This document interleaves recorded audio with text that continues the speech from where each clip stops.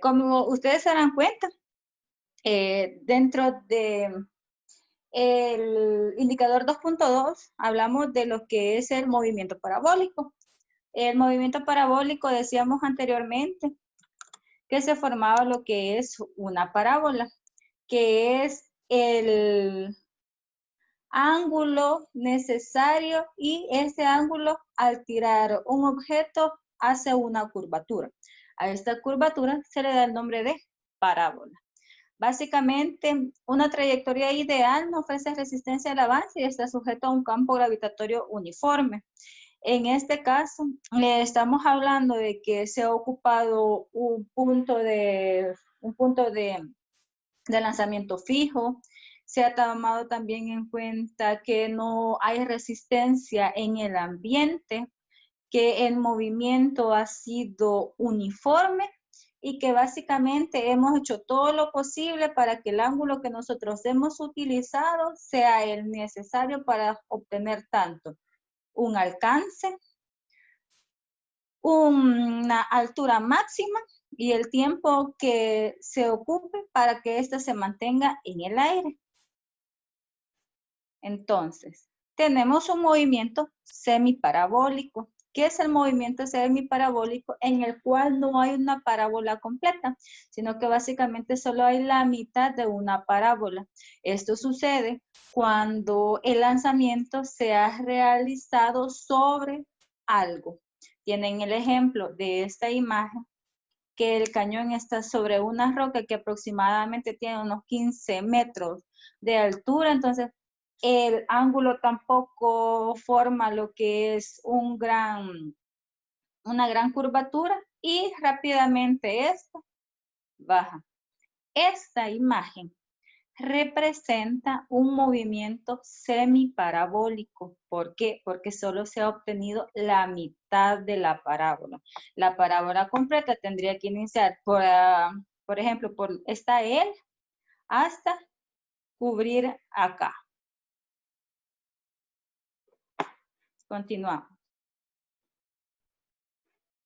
Dentro de las condiciones que tenemos que tener es que la independencia de la masa en la caída libre, un cuerpo se deja caer libremente y otro es lanzado horizontalmente desde la misma altura, tarda lo mismo en llegar al suelo. Acordémonos que hablábamos de que usualmente no importa la masa del objeto, sino que la velocidad inicial con la que se tira. Si ustedes dejan caer cualquier objeto y no se le imprime ninguna fuerza, no se le imprime ninguna velocidad, ambos van a caer al mismo tiempo. Dentro de las fórmulas, ustedes saben que tenemos tiempo total, altura máxima y lo que es el alcance horizontal. Estas tres fórmulas las vamos a utilizar en el examen para algunos ejercicios. Así que por favor, tomar en cuenta esto, ¿verdad? Si algunos ya revisaron lo que es el cuestionario, se darán cuenta que hay algunos ejercicios en los cuales utilizaremos estas fórmulas. Recordemos que para la altura máxima es la velocidad inicial al cuadrado, el seno del ángulo al cuadrado, entre 2 por la gravedad. Se hacen las multiplicaciones respectivas y por último se crea la división para obtener la altura máxima. La altura máxima siempre nos va a quedar en metros. En el caso del tiempo, recordemos que es 2 por la velocidad, el seno por el ángulo entre la gravedad. Hacemos las operaciones matemáticas, 2 por 15, seno de 19. Volvemos a hacer una multiplicación y nos da como resultado 9.6. Esto se termina en división, que es 9.6 entre 9.8, obteniendo un total de 0.97 segundos. Y la última fórmula vendría siendo la de la longitud o la del alcance horizontal. Longitud va a ser igual a velocidad al cuadrado, seno de 2 por el ángulo entre la gravedad. Tenemos 15 al cuadrado, tenemos seno por 2 por El ángulo de 19 me da 0.66. Hacemos otra vez la multiplicación. Nos da 148.5 y esto entre 9.8 nos da el resultado de 15.15 metros. Entonces, altura máxima es el alcance máximo que va a tener. El tiempo total es el tiempo desde que yo tire la pelota hasta que vuelve a caer. Y la distancia recorrida o el alcance horizontal o cuánto se movió o cuánto midió. Tenemos esto que es la distancia recorrida o el alcance horizontal, siempre en metros. La altura máxima es hacia arriba, siempre en metros. Y el tiempo total es de donde lanzamos la pelota hasta que ésta cae. ¿Alguna duda con respecto a esto? Sí, no.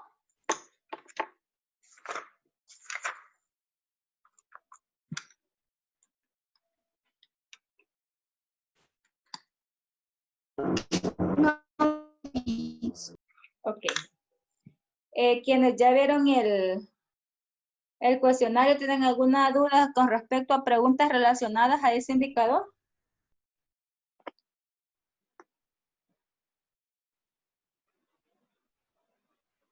Ok.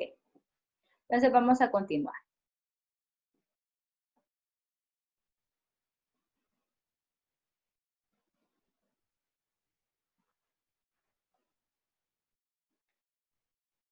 Vale, de ahí tenemos el indicador 2.3, que es el movimiento relativo.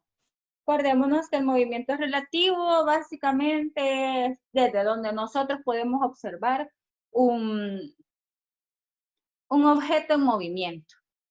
Si nosotros tomamos como referencia algo, a esto le vamos a hablar como posición fija. Desde esta posición fija es que yo he evaluado la velocidad del objeto. Si hay otra persona que está evaluando esta velocidad desde otra posición, ella probablemente tenga otro tipo de observación y esto es debido a la relatividad que tenemos del movimiento y de la observación desde el punto de vista donde nosotros estamos ubicados. Probablemente para mí el objeto va a estar completamente quieto, pero para quien esté observando desde otro punto de vista, quizás el objeto que él está observando y que yo observé por primera vez, para él sí tenga movimiento.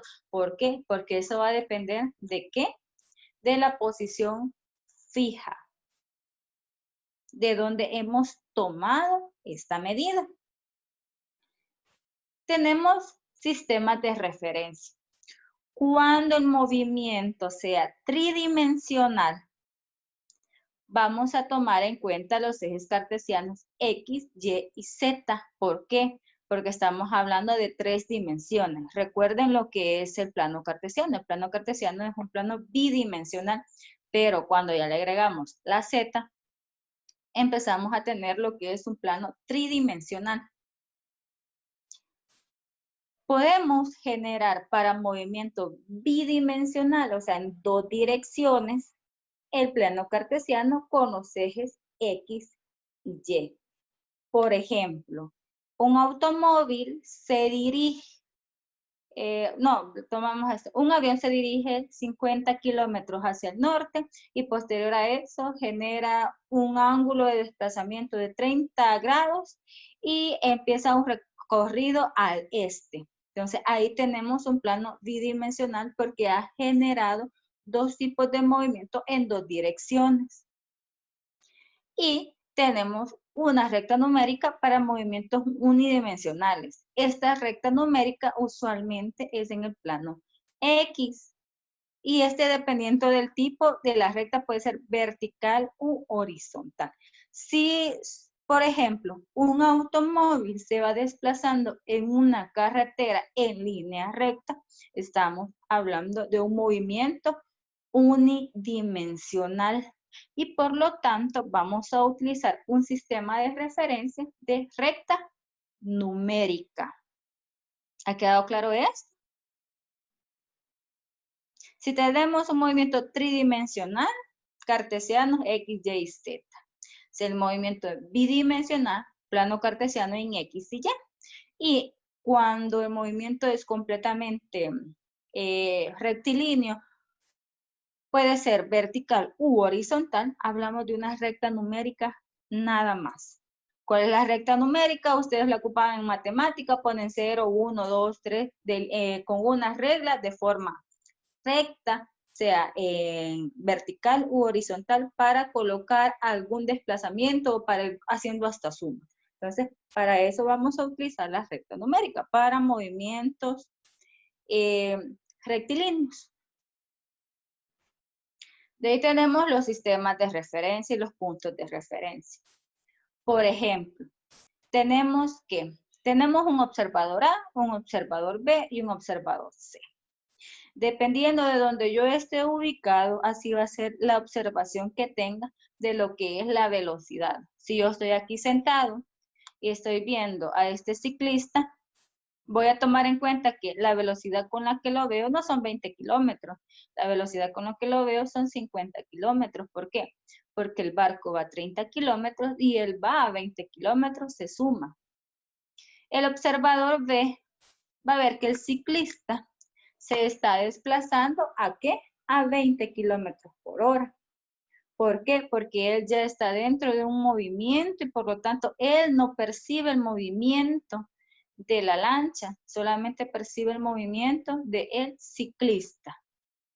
El ciclista, en cambio, con el movimiento que tiene, él va a ver que se va alejando de la orilla del individuo ¿a cuánto? 50 kilómetros por hora. A 20 kilómetros por hora, porque él es a esa velocidad es que él tiene esa percepción. Cuando vamos en sentido contrario de un movimiento, como por ejemplo la de un río, vamos a ver acá, cuando vamos en sentido contrario, por ejemplo, está este bote que va avanzando en sentido contrario con el río, le vamos a restar el movimiento. ¿Por qué? Porque vamos en contra de este. Por ejemplo, si el Pedro va remando con una velocidad de 30 kilómetros por hora y el río va a una velocidad de 60 kilómetros por hora, realmente la velocidad que yo voy a observar desde fuera de río acá en la orilla va a ser de 30 kilómetros por hora. ¿Por qué? Porque 60 kilómetros por hora del río menos la velocidad que lleva Pedro, que son 30 kilómetros por hora, se convierte en 60. Si la dirección es igual, tenemos acá, lo sumamos, la velocidad relativa va a ser sumar. Si va en sentido contrario, va a ser restado.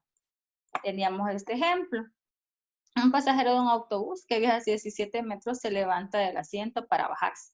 Si camina 2 metros hacia la puerta delantera, ¿cuál será su velocidad para una persona dentro del autobús? Y para la otra, la orilla de la calle. La que está dentro del autobús ya va en movimiento, entonces para él es imperceptible estos 17 metros sobre segundo. Entonces realmente él va a ver que el pasajero se mueve 2 metros sobre segundo. Pero la persona que está afuera va a ver que el pasajero se mueve a 17 metros sobre segundos. Sí. Ajá. Nada, perdón, me equivoqué. Ok. Si el pasajero, en vez de bajarse por la puerta delantera, se baja por la puerta trasera, no van a ser 17 metros sobre segundos lo que yo voy a observar desde la calle. Voy a observar que serían 15 metros sobre segundo. ¿Por qué? Porque el pasajero va en sentido contrario de la velocidad que lleva el autobús y por lo tanto se resta. Si un auto, este es otro ejemplo, si un automóvil viaja a razón de 60 kilómetros por hora y pasa otro que marcha 45 kilómetros por hora, ¿cuál es la velocidad del primero con respecto al segundo? Acá se resta. Porque es la diferencia que hay de velocidad entre un automóvil y el otro automóvil, teniendo lo que son 15 kilómetros por hora. ¿Tenemos alguna duda hasta el momento? No, ok. Y por último, la semana pasada veíamos lo que era la primera, las leyes de Newton, que son las leyes que amparan el movimiento. Acá ya tenemos 3 diferentes leyes que son la primera, segunda y tercera, conocidas como ley de inercia, ley de fuerza y ley de acción y reacción. En la ley de inercia, un cuerpo va a mantenerse en reposo siempre y cuando no se le imprima una fuerza que lo mueva, y un cuerpo mantendrá su velocidad y su dirección siempre y cuando no haya algo externo que lo haga detenerse, y aún así el cuerpo va a mantener su misma dirección. Teníamos el ejemplo de las personas que van en un autobús y este autobús frena bruscamente. Nosotros ya tenemos una velocidad y una dirección, y por lo tanto, a pesar de que el autobús frenó y detuvo el movimiento, nosotros vamos a continuar el movimiento que llevábamos hasta un punto en el cual nos detenemos y nos regresamos hacia atrás para detenernos nosotros también. Por eso es que cuando frenan de forma inesperada los autobuses, nos vamos hacia adelante, nos pegamos en la frente y luego tranquilamente quedamos en nuestro asiento. ¿Por qué? Porque se ha aplicado la ley de la inercia. Cuando hablamos de la ley de fuerza, acá estamos hablando de una intervención en el que dice fuerza va a ser igual a masa por la aceleración. Un objeto de masa X por una aceleración de masa Y me va a dar el resultado de la fuerza. La fuerza necesaria que necesitaría ser para poder mover un objeto y que con una aceleración tal y con una masa tal. Les ponía el ejemplo. Un camión de 10.000 kilogramos se mantiene una aceleración de 10 metros sobre segundos al cuadrado. ¿Cuál es la fuerza aplicada al camión? Entonces decimos que 10.000 kilogramos por 10 metros sobre segundo nos va a dar un resultado de 100.000 newton. Así como el newton, Isaac Newton, así se llama la unidad de medida. Newton, la unidad de medida de la fuerza es newton. Y la fórmula es fuerza igual a masa por aceleración. Y la última ley de Newton es la ley de acción y reacción. Dice que cuando una fuerza determinada actúa sobre un cuerpo, este reacciona con una fuerza igual magnitud, pero en sentido opuesto. Entonces, si nosotros empujamos algo, hay otra fuerza que nos está empujando en el sentido contrario que nosotros lo estamos haciendo. Hablábamos la vez pasada de lo que era la fricción. Entonces, la fricción básicamente viene siendo la fuerza opuesta al movimiento que nosotros estamos generando. De una forma un poquito más sencilla, digamos, cuando nosotros empujamos un automóvil, estamos aplicando la ley de inercia porque estamos aplicando una fuerza externa para que éste se mueva. Estamos hablando de la segunda ley de Newton porque estamos diciendo que el automóvil tiene una masa y la aceleración y tiene una aceleración también. Y estamos hablando de la tercera ley de Newton, porque acá estamos diciendo que yo estoy empujando el automóvil hacia adelante, pero hay una fuerza que me lo está empujando hacia atrás. Y esto hace de que el desplazamiento sea un poco más difícil. No sé si tienen alguna duda